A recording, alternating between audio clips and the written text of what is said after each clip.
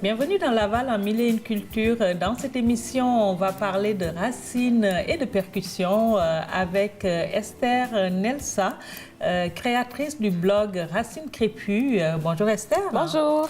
Alors, on vous connaît d'abord par votre blog Racines Crépues, comme j'ai dit, que vous avez créé il y a 10 ans, je pense. En 2010, en fait. En 2010, donc, oui, à 8 ans. Oui, il y a 8 ans, et c'était vraiment à l'époque où j'avais les cheveux défrisés, puis je me questionnais un petit peu les raisons pour lesquelles je me défrisais et que voilà, ça cassait beaucoup mes cheveux. Et j'ai commencé à faire des recherches et j'ai créé ce blog-là vraiment pour documenter purement et simplement les résultats que j'avais avec mes cheveux. D'accord. Donc, en fait, vous avez été votre première cobaye, si je veux dire. Oui, oui. En fait, les blogs, c'était... Voilà, les blogs, c'était pas ce que c'est aujourd'hui. C'était vraiment un petit peu des journaux en ligne. Et quand j'ai commencé, c'était vraiment juste pour partager mon expérience.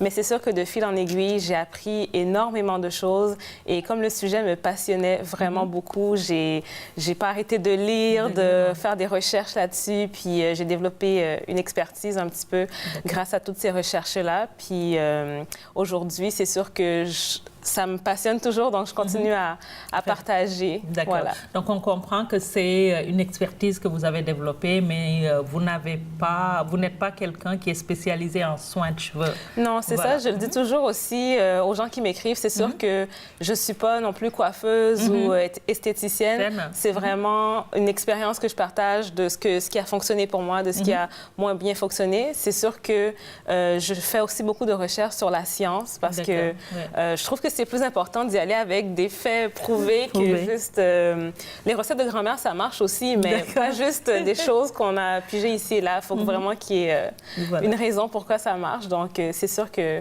je penche vraiment plus du côté de donner une information prouvée plutôt scientifiquement. D'accord. On voit de plus en plus ce retour vers le naturel au niveau de l'habillement, au niveau des cheveux, au niveau même de l'alimentation. Oui. Donc, quelque part, vous faites figure de pionnière, hein? Vous faites partie de ceux qui ont merci. commencé un peu tôt. Mais c'est quoi la première mesure à prendre quand on veut retourner au naturel? Bien, dans le fond, c'est vraiment se questionner pour les raisons pour lesquelles on fait ça. C'est sûr que moi, c'était une question parce que je trouvais plus que je cherchais dans le défrisage, donc dans le lissage de mes cheveux. J'avais tout le temps les cheveux qui étaient très cassants. Je ne savais pas comment m'occuper de mes propres cheveux. Aujourd'hui, c'est clair que ce mouvement-là, il est beaucoup plus populaire que quand j'ai commencé. Donc, il y a beaucoup de gens qui le font aussi pour la tendance. Mais moi, il n'y a pas nécessairement une bonne ou une mauvaise raison de le faire, c'est juste de trouver sa raison. Ensuite de ça, si la raison, c'est qu'on a tout le temps les cheveux cassants, en mauvais état, ben, c'est de vraiment décider de la mesure qu'on va prendre pour bien s'occuper de ses cheveux. Donc voilà, il y a plusieurs choses qu'on peut faire. Si on a les cheveux défrisés, on peut faire une transition, c'est-à-dire laisser repousser les cheveux naturels. Puis quand on est assez à l'aise avec la longueur, on coupe la partie qui est défrisée. Moi, j'ai pris l'autre option qui était de faire ce qu'on appelle un big chop. Donc j'ai vraiment tout couper mes cheveux. Couper, raser ou couper? Ben, en fait, ça a commencé dans ma salle de bain. J'ai pris les ciseaux, j'ai commencé à couper. Mais après, j'ai paniqué. Ben oui, j'imagine. Je suis allée chez la coiffeuse après pour terminer. Mais oui, c'était très, très court. OK. Puis quand c'est très court, on sait que nous, Africaines, population noire, on n'a pas des grandes repousses de cheveux. Comment on fait pour avoir de la longueur et garder le cheveu crépus et en santé? Voilà. Ben, c'est sûr que je parle de tout ça des années durant sur mon blog, vraiment toutes les astuces pour bien faire pousser les cheveux, pour éviter la casse, justement, parce que en fait, les cheveux, ils poussent tout le temps, à moins que soit on a des problèmes de santé ou, bon, dans le cas voilà, de la calvitie, ça, c'est différent, mais les cheveux, naturellement, ils vont pousser. D'ailleurs, c'est pour ça qu'on se défrise, c'est parce qu'on a des repousses. Mais le problème qu'on a, nous, c'est surtout la casse, parce que les cheveux crépus sont très fragiles. Donc, c'est ça surtout qu'il faut éviter. Maintenant, quand on a les cheveux très courts, ben, on n'a pas le choix de soit l'assumer, de juste y aller comme ça. Parce qu'il y a des blanches qui ont des cheveux courts. Hein? Oui, tout à fait. C'est ça. Et en plus, c'est pas nécessairement... la féminité, c'est pas que d'avoir des cheveux très, très longs. Donc, je pense qu'il faut vraiment soit l'assumer ou c'est sûr que c'est pas tout le monde qui est à l'aise aussi. Donc, on peut utiliser des choses comme des extensions, des perruques, le temps que les cheveux poussent au niveau qu'on est vraiment à l'aise. D'accord. Voilà. OK. Mais une fois qu'on commence à avoir ses cheveux, est-ce que vous, dans votre retour au naturel, c'est complètement fini les extensions, les tresses ou non? Encore une fois, moi, je suis très... je suis vraiment... Oui, on parle de vous, là. Oui, c'est ça.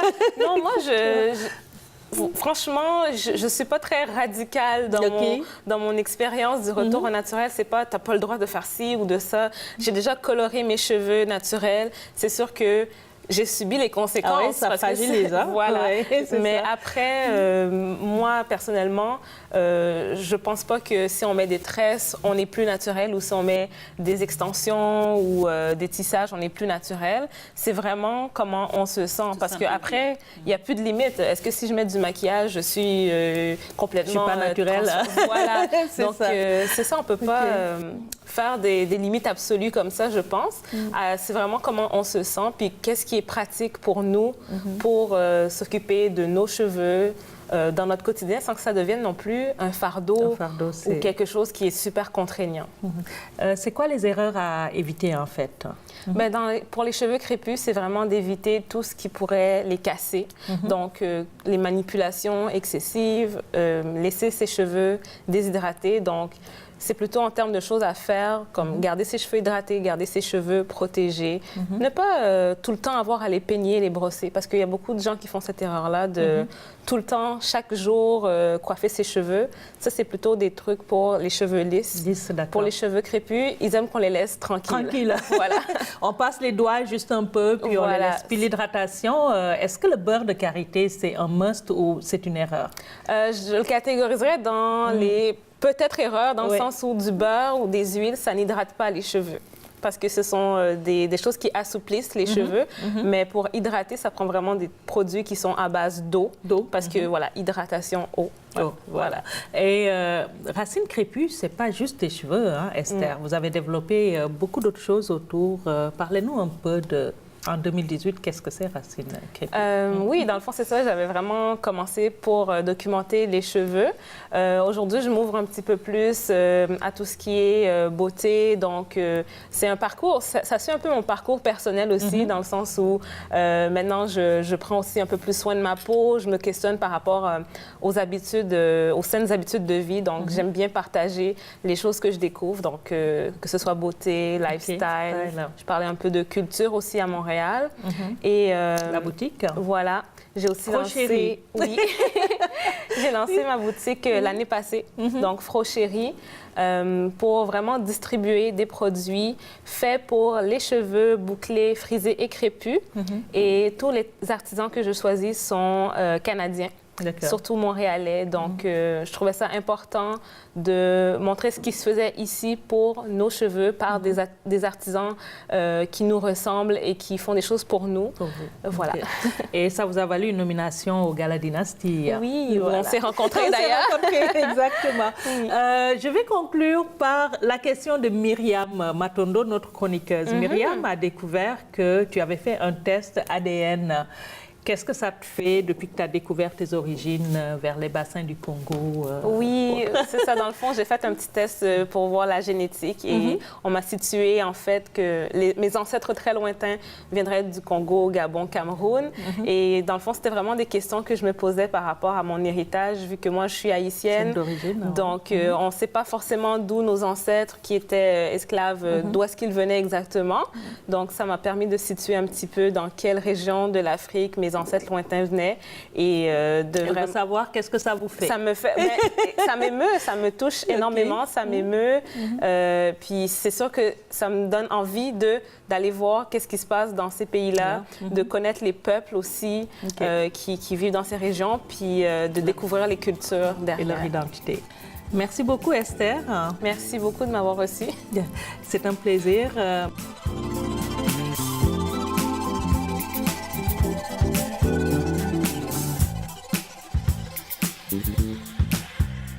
Maintenant, on va aller voir notre chronique culture, tendance et mode avec Myriam Matondo. Myriam, on dit quoi? Aujourd'hui, je vous parle du festival Métropolis Bleu ou Blue Met Festival. C'est un festival de littérature qui met en avant l'aspect thérapeutique en encourageant la persévérance et la lutte contre la pauvreté à travers une gamme diversifiée de programmes éducatifs et sociaux en classe ou en ligne. Mais c'est avant tout un organisme de charité qui a pour but de réunir les gens de langues et de cultures différentes autour du plaisir de lire et d'écrire en permettant l'éclosion de la créativité et la compréhension interculturelle. Donc c'est vraiment un festival qui met au centre la diversité en prenant pour prétexte, on va dire, la littérature. C'est ce qu'on peut lire sur leur site internet. Le festival qui célèbre son 20e anniversaire aura lieu du 24 au 29 avril à Montréal et il a aussi une programmation pour les enfants. Donc soyez curieux, allez voir sur leur site metropolisbleu.org pour avoir toute la programmation. Alors, je vous parle maintenant du Forum Jeunesse Penser la démocratie autrement. On en avait parlé un peu plus avant, mais moins en détail.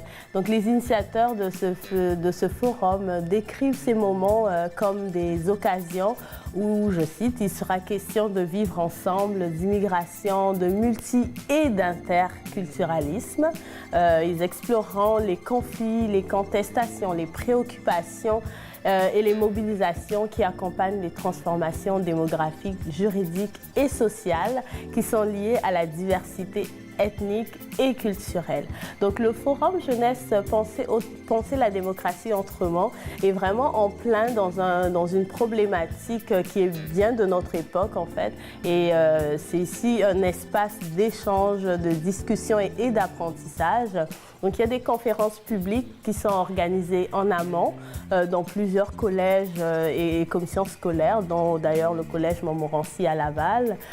Donc toutes ces conférences culmineront vers le forum lui-même qui aura lieu les 26 et 27 avril au collège Montmorency. C'est donc en fait, à l'issue de ces conférences publiques, il y aura un grand rassemblement d'une centaine de jeunes qui seront accompagnés par leurs professeurs de philosophie et d'éthique religieuse. C'est une activité, en fait, c'est un événement qui est organisé en partenariat avec l'INM, l'Institut du Nouveau Monde, et l'Observatoire sur la radicalisation et l'extrémisme violent, entre autres. Donc pour toute information, radicalisationforum.org. Maintenant, on va en tendance et mode. Je vais vous parler du Salon du Design Montréal qui sera à sa 30e édition. Et donc, le Salon du Design Montréal aura lieu à la place Bonaventure du 26 au 28 avril, donc à Montréal. C'est un salon où vous pouvez aller à la rencontre d'artisans, en fait, d'exposants et d'intervenants clés. Donc, si vous avez des projets dans le domaine du design, vous pouvez rencontrer là des personnes qui peuvent vous donner des bons plans, des astuces, partager avec vous leur expérience.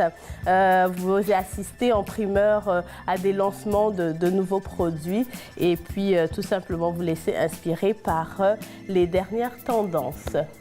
Alors pour terminer, je vais vous parler des Silidor que vous devriez connaître et aller explorer, qui ont commencé le 13 février. Ils vont se poursuivre jusqu'au 26 avril. C'est donc une compétition en fait artistique, musicale, où des musiciens, des artistes de différents horizons, de diverses musiques vont faire des prestations devant public et il y aura des demi-finales et une finale. Donc les demi-finales auront lieu les 17, 18 et 19 avril et la grande finale le 26 avril au Théâtre Fermante à Montréal.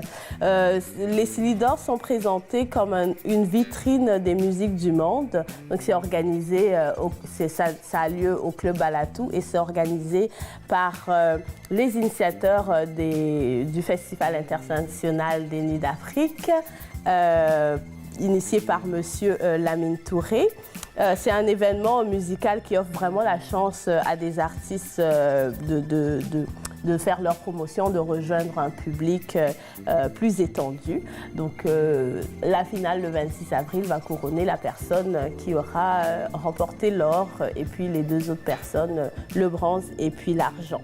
Donc, voilà, soyez curieux, allez voir les prestations et puis allez assister aux compétitions, les demi-finales puis les finales des Silidor.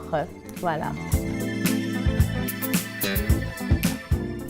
Sur le plateau de Laval, en Mille et une cultures, nous recevons Daniel Bellegarde, musicien, percussionniste bien connu, qui est aussi porte-parole de la Semaine québécoise de déficience intellectuelle. Bonjour, Monsieur Bellegarde. Bonjour, Madame. C'est un plaisir de vous recevoir. Merci. On va vous laisser le soin de nous faire connaître un peu plus qui vous êtes. C'est qui Daniel Bellegarde aujourd'hui? Qu'est-ce qu'il faut retenir d'essentiel? Daniel Bellegarde, premièrement, je suis québécois d'origine haïtienne et puis je suis musicien. C'est mon travail, mais j'ai une formation, j'ai fait une formation à l'Université de Montréal, pas dans la musique, mais en sociologie. Et puis, j'ai un certificat en communication aussi. Et mon parcours, bien, c'est simplement que lorsque j'étais adolescent, j'ai commencé à jouer comme n'importe quel jeune, faire un peu de musique taper. J'aimais bien les percussions. Ma famille, j'ai grandi, ma mère jouait le piano, mon père est un excellent danseur, et puis il y a toujours eu de la musique dans la maison. Et puis, quand j'ai fait mes études, mes parents ne voulaient pas nécessairement que je fasse de la musique, ils voulaient que je sois avocat, ingénieur.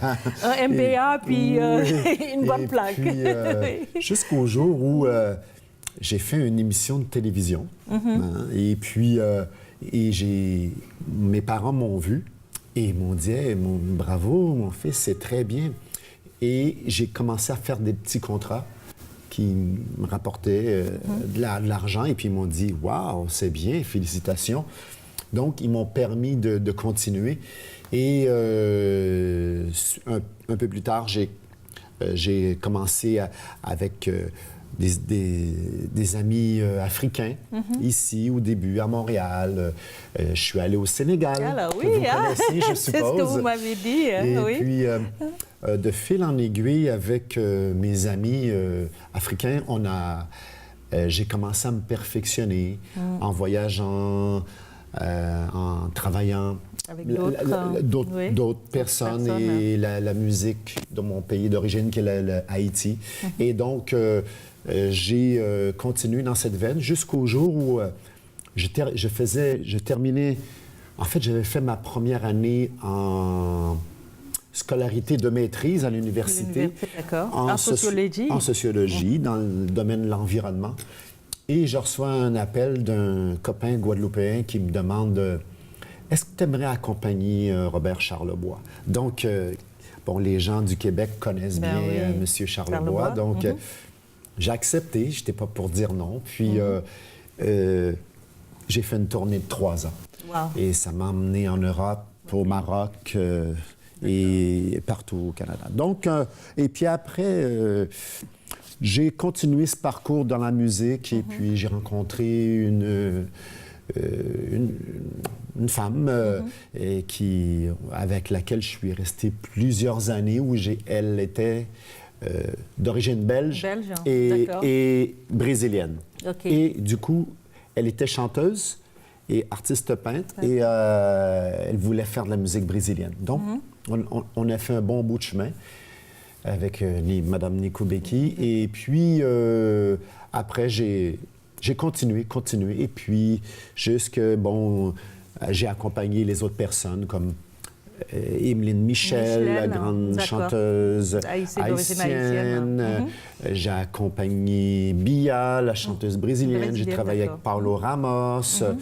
Et, donc, une vaste expérience un peu. Oui, puis ça a été très, comment dire, c'était pas nécessairement homogène, c'était toutes sortes de choses, comme que ça peut être avec les Lissons, qui un musicien de la Guinée-Bissau, qui a eu un bon succès ici, dans la musique du monde. Et après, ça a été jusqu'au Cirque du Soleil. D'accord. Mais quand vous dites fragmenter peut-être le parcours, mais à la base, vous faites des percussions. Puis, est-ce que c'est une base traditionnelle haïtienne ou vous allez chercher d'autres rythmes du monde? Moi, en fait, j'étais un petit peu comme une éponge. J'ai beaucoup appris. Donc, ma base, c'est la musique haïtienne. Mais après, forcément, j'ai fait pendant plus de 20 ans, 25 ans de la musique brésilienne. Donc, je suis allé au Brésil, j'ai parlé la langue portugaise, je me suis adapté avec différentes cultures et c'est ce qui fait que ça m'a donné une grande richesse. Et puis, en fait, j'aime le métissage, donc c'est ça. Mais pour revenir à la Semaine québécoise de déficience intellectuelle, puis l'ALDI, l'Association lavalloise de déficience intellectuelle, dont vous êtes un des porte-parole, puis vous êtes vraiment impliqué au niveau de l'ALDI, c'est quoi le rapport? Qu'est-ce qui vient mettre en relation un musicien percussionniste et l'autisme et les troubles de déficience? C'est une excellente question. C'est simplement que c'est arrivé par accident. C'est-à-dire qu'un jour, il y a une travailleuse sociale qui m'a demandé si je pouvais enseigner dans une école secondaire en parascolaire, après les cours, enseigner la percussion, la percussion du monde. Donc, j'ai accepté pour une école où il y a un fort taux de décrochage. Et donc, c'est un petit défi. Et puis, j'ai fait pendant 1 an. Et le directeur de l'école m'a dit « J'aime beaucoup ce que tu fais, sauf que maintenant, je ne veux plus que tu fasses les classes régulières. Je veux que tu fasses les classes TED. » Donc, les classes TED, qui veut dire troubles envahissants du développement. Et donc, je ne savais pas ce que c'était. J'étais vraiment un peu perdu. Et puis, j'ai commencé à prendre des informations. Et puis, c'est devenu une passion parce que forcément, comme j'ai dit, j'ai appris sur le tas, mais j'ai, au fil des lectures, des rencontres avec des musicothérapeutes, d'observer des vidéos, des lectures. Vous êtes allé chercher, en fait, j'ai commencé votre expertise. Oui, exactement. Et année après année, j'ai développé une activité que je l'appelle son et rythme. Et ça m'a beaucoup plu. Et puis, je me suis perfectionné. J'ai rencontré des gens, comme j'ai dit, des musicothérapeutes de l'école Apache, qui est spécialisée avec les autistes. Ensuite, j'ai rencontré j'ai pris des cours à l'Université d'Ottawa sur les applications thérapeutiques de la percussion sur l'individu, avec M. Bill Matney. OK. C'est quoi, en fait, les applications? Parce que moi, en tant qu'Africaine, j'ai toujours eu comme dans l'idée, que dans l'imaginaire, que les percussions, ça aide plus à l'excitation. Puis on essaie, j'imagine, d'avoir un environnement plus serein. C'est quoi l'impact de la musique là, pour un autiste? À vrai dire, ce qui est drôle, c'est que lorsque j'ai commencé la percussion professionnellement, je l'ai commencé avec un Africain. Son nom est Yaya Diallo, du Mali. Et Yaya, c'est comme c'est un grand frère. Et donc, lui, il m'a introduit à la percussion. Et un peu plus tard, il a écrit un livre qui s'appelle Healing Drum. Et comme vous le savez, en Afrique, il y a ce qu'on appelle les guérisseurs, les gens qui ont des problèmes d'anxiété ou psychologiques ou ainsi de suite. Et ça m'a toujours intrigué. Et lui a écrit un livre, j'ai lu son livre, et son livre a été distribué dans toutes les universités américaines. Et donc, c'est la percussion, son rôle pour des individus en déficience ou autistes, son rôle, c'est simplement comment dire, c'est plus un travail de bien-être. De bien-être, d'accord. Et parce que chez l'autiste, le cerveau est connecté différemment. C'est un peu plus complexe, alors qu'en déficience, c'est un état. C'est comme... c'est un état permanent. Et c'est pas une maladie, mais c'est simplement que le fonctionnement de la personne, il y a un dysfonctionnement au niveau cérébral ou ainsi de suite. Alors que l'autisme, il faut entrer dans son monde.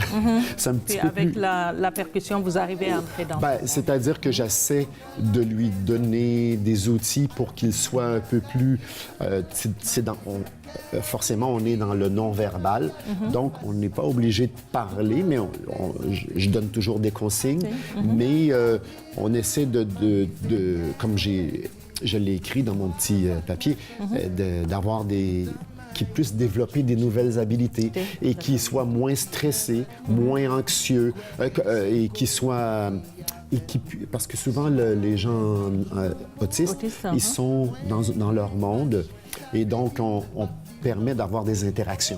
C'est un peu plus complexe que ça, mais c'est le but que je me fixe quand je vais dans les endroits comme l'Aldi.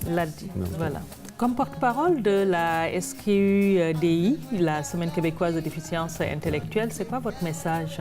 Le message à Laval, c'était apprendre à se connaître. Donc, souvent, les gens en déficience intellectuelle ou les autistes, les gens les ignorent. Donc,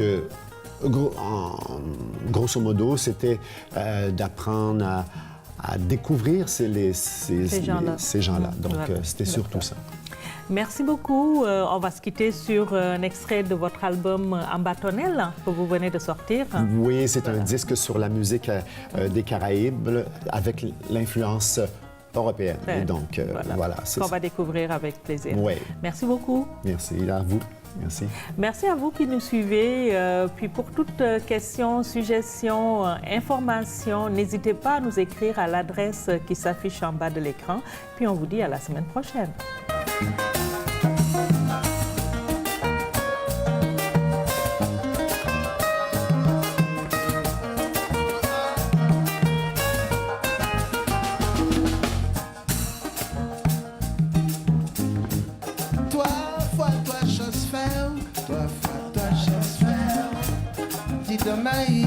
Chuchuli, 3 fois 3 choses faire, les gars vision, mérite. 3 fois 3 choses faire, 3 fois 3 choses faire, 3 fois 3 choses faire, chaque fois maintenant, non, non, 3 fois 3 choses faire, 3 fois 3 choses faire, 3 fois 3 choses faire, non, non, chuchuli, 3 fois 3 choses faire.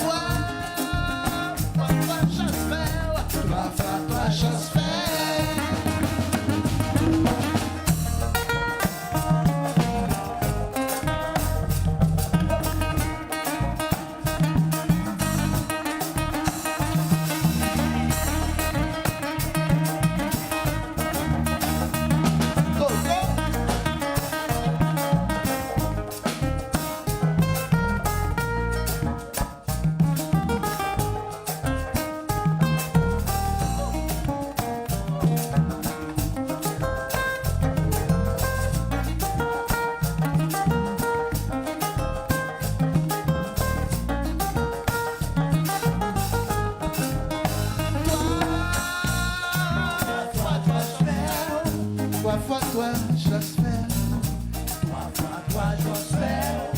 Les gars vision, mes filles de. Toi, j'espère. Nana, Ivan, Chuchuri. Toi, j'espère. Ah, les gars vision, mes filles de. Toi, j'espère. Comme c'est le vélo, quand je sais.